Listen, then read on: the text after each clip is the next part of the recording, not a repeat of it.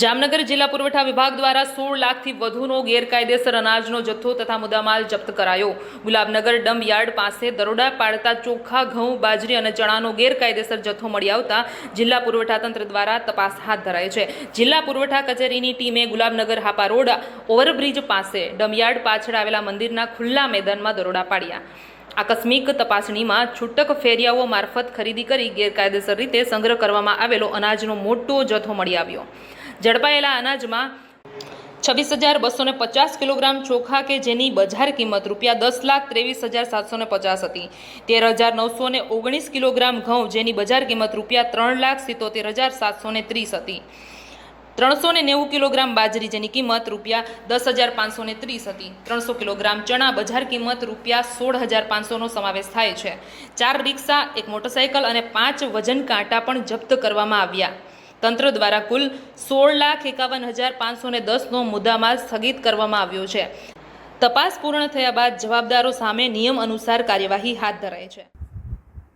જામનગર શહેરમાં ગુલાબનગર ઓવરબ્રિજ પાસે ડમ્પયાર્ડની નજીક શંકાસ્પદ અનાજનો જથ્થો મળી આવેલો છે, જેમાં ઘઉં જે છે એ 13,990 કિલોગ્રામ, ચોખા 26,250 કિલોગ્રામ, ચણા 300 કિલોગ્રામ, બાજરી 390 કિલોગ્રામ, ટોટલ જે જથ્થો જે છે એની કુલ કિંમત 14,28,510 છે। આ સાથે અન્ય જે એક હોન્ડા બકરાણી છે અને 3 રિક્ષા જે છે એ થઈ અને બીજા જે ત્યાં વજન કાંટા પકડાયેલા હતા, ટોટલ જે જથ્થો જે જપ્ત કરેલો છે એ 16,51,510 રૂપિયાનો કિંમતનો જથ્થો જિલ્લા પુરવઠા તંત્ર દ્વારા માનનીય કલેક્ટર સાહેબના માર્ગદર્શન હેઠળ કામગીરી કરવામાં આવેલી છે। હવે લોકો પર કઈ પ્રકારની તપાસ કરવામાં આવી છે અને શું આગળ કાર્યવાહી? હાલ જે જથ્થો હતો એ ત્યાં ખુલ્લા મેદાનમાંથી જપ્ત કરી અમે સરકારી અહીંયા સિટી ગોડાઉન છે એ ત્યાં રાખેલો છે।